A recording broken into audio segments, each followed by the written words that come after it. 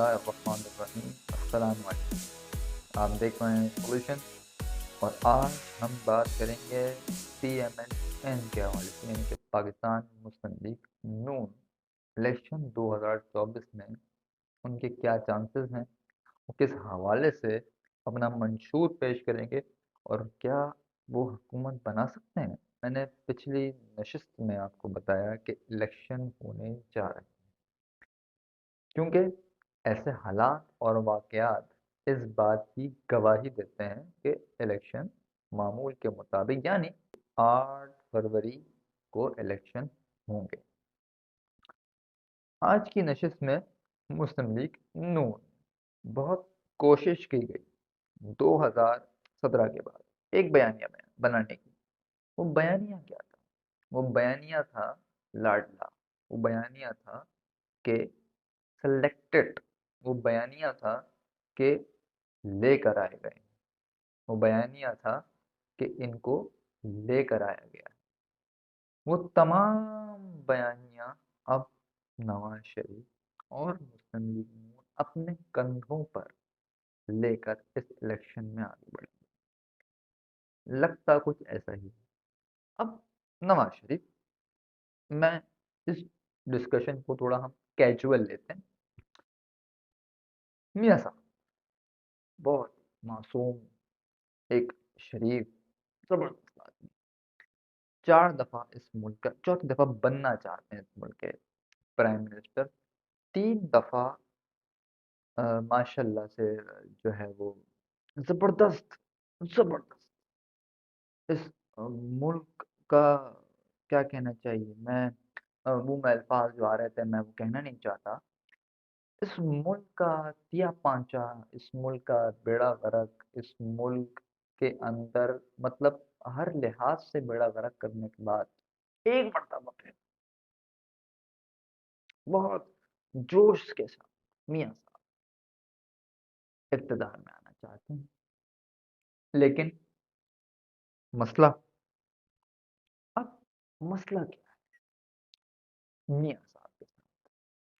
मियाँ साहब के साथ मसला है कि मियाँ साहब इस बार इलेक्शन जीतना चाहते हैं। अब इलेक्शन क्यों जीतना चाहते हैं?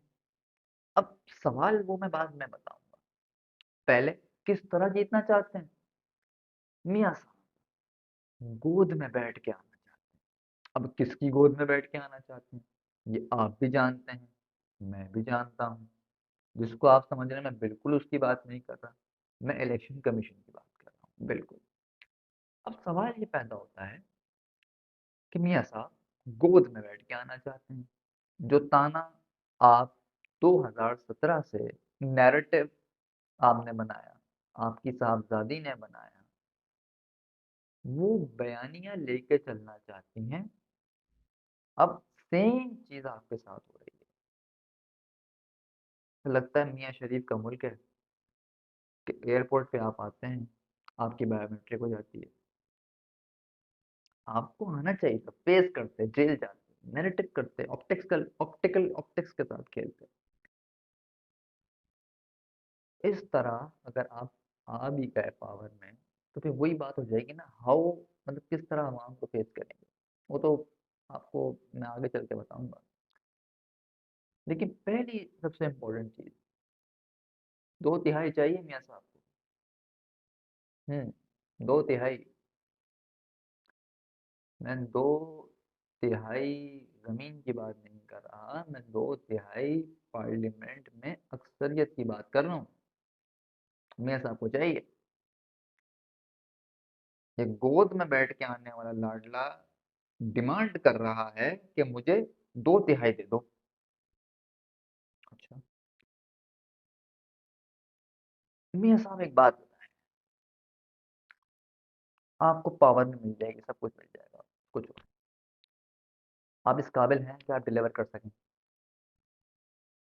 Simple is question, is simple is that, क्या आप इस काबिल हैं? नहीं है ना, नहीं है। यही वजह होती थी फौज की और आपकी चपकलिस्ती कि आप इस काबिल नहीं हैं। आप बाहर की इंटरनेशनल एस्टेब्लिशमेंट की लॉबी के थ्रू आ जाते हैं आप। अभी भी ऐसा ही है ना। लेकिन एक बात मैं आपको बता दूं, अब पाकिस्तान बदल रहा है। अब ऐसा नहीं होगा। आप आ भी गए तो बहुत कमज़ोर हुकूमत के साथ आएंगे। अब बार बार इस बात को मैंने जोर देकर कहा है कि कौम गुस्से में है, कौम गुस्से में है, कौम गुस्से में है। कौम को किसी किस्म की मस्ती मजाक के मूड में नहीं है। अपराइट सवाल का अपराइट जवाब चाहिए इस कौम को। क्या जवाब है? अब नून लीग ने, देखें, अब पता नहीं है तो हमारे मीडिया वाले कुछ लोग जो हैं वो बिठा देते हैं जावेद लतीफ़ टाइप के और इस टाइप के लोग जी, नवाज शरीफ के साथ ये।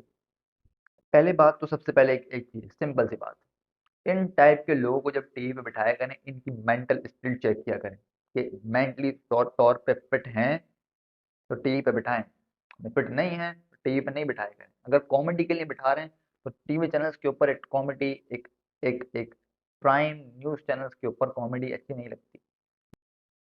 मियाँ साहब गेम बढ़ चुका है। अब मैं क्यों कह रहा हूँ, वो मैं इसलिए कह रहा हूँ, लोगों में गुस्सा पाया जाता है। लोग किसी सूरत, किसी भी उस शख्सियत, उन खानदानों को कबूल करने के हक में नहीं है।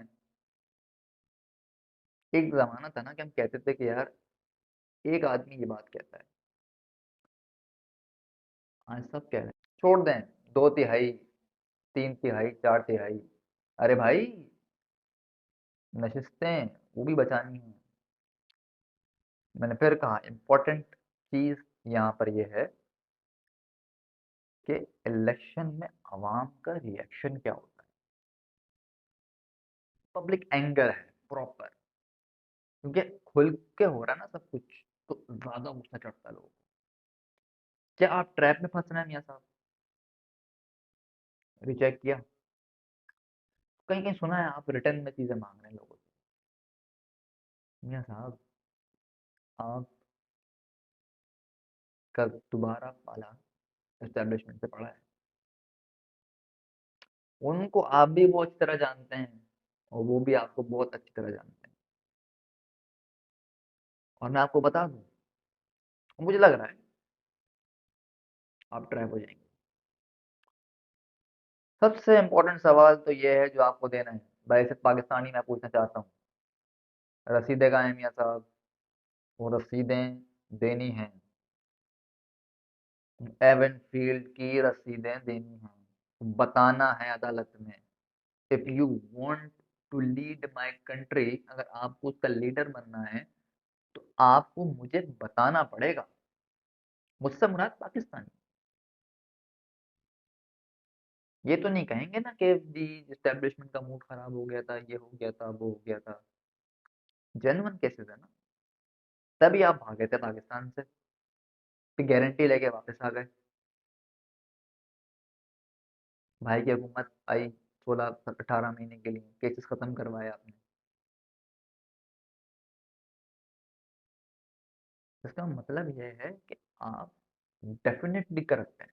सिर्फ आप नहीं, पूरा खानदान, माशाल्लाह और जबरदस्त। तो पहले तो जवाब देना है। आवाम पहले इस सवाल का जवाब मांग रही है आपसे। ये जुम देखिए, ये जुमला नहीं बोलने कि हम तरक्की कर रहे थे तो हमें गिरा दिया। 3 दफा है, मुल्क आगे नहीं गया ना, मुल्क पीछे गया।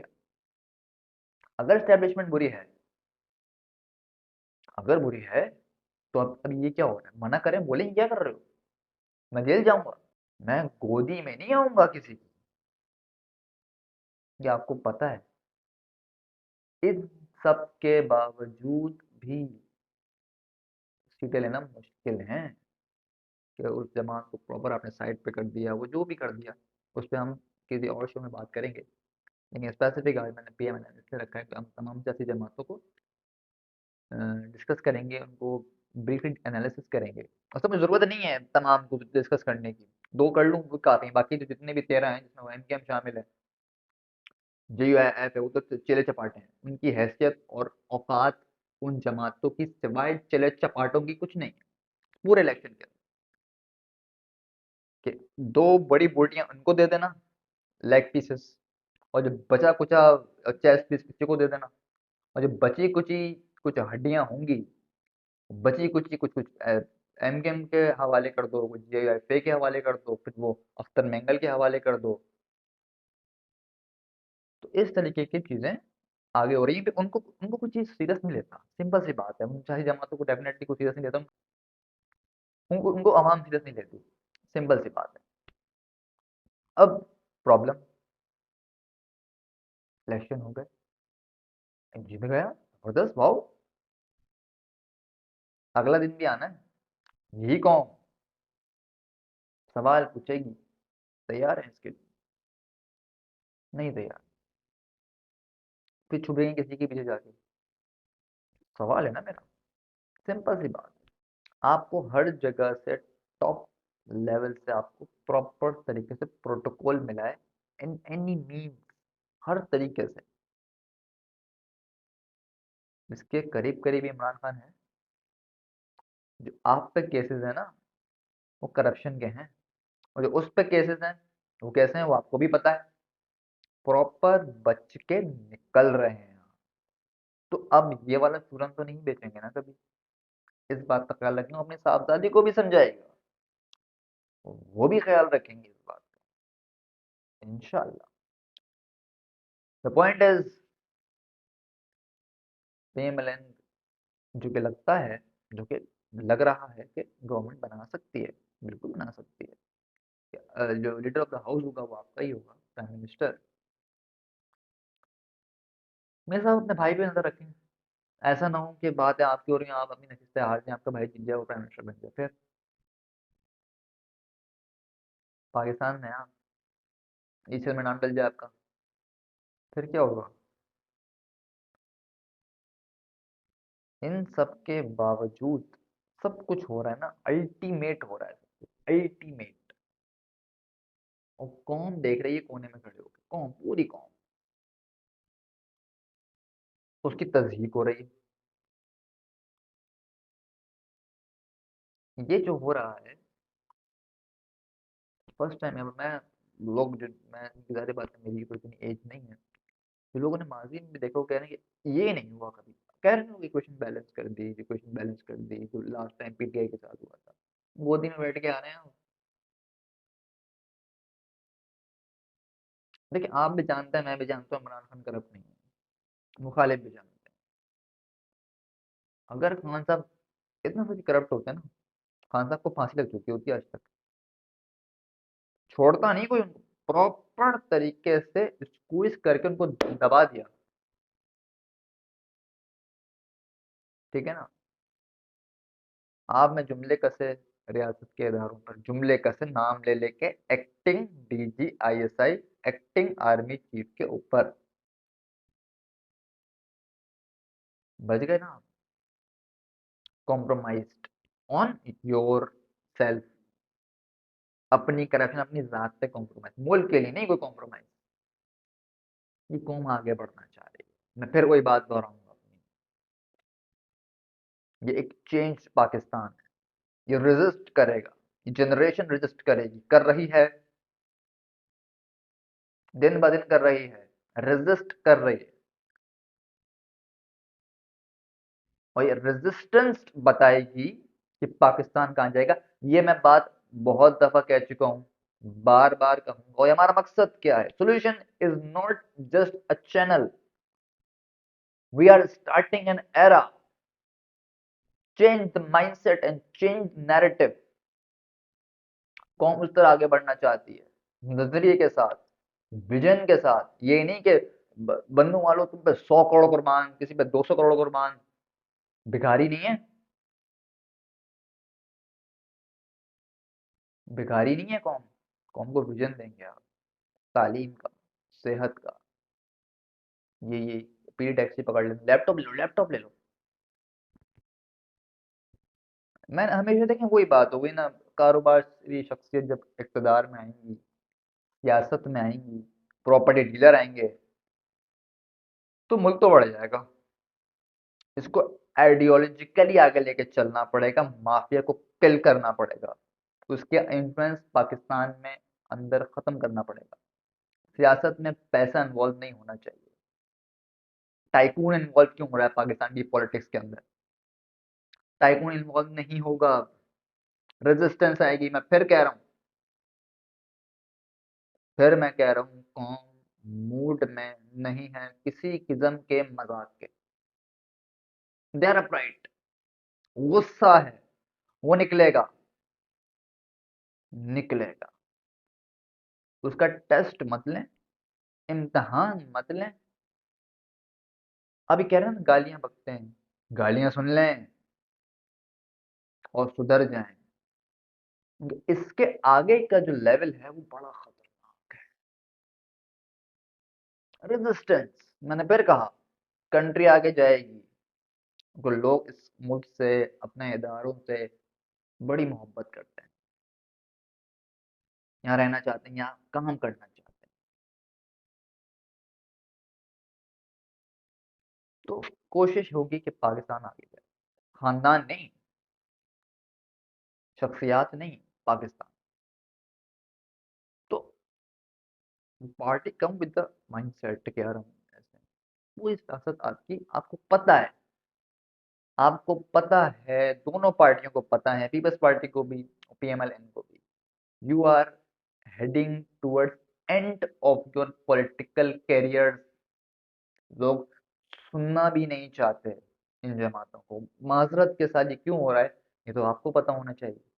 मैं तो वो बता रहा हूँ जो हो रहा है। सुनना भी नहीं चाहते, देखना तो दूर की बात। द पॉइंट है, अपने बहुत ख्याल रखिएगा, दुआओं में याद रखिएगा। अल्लाह हाफिज़।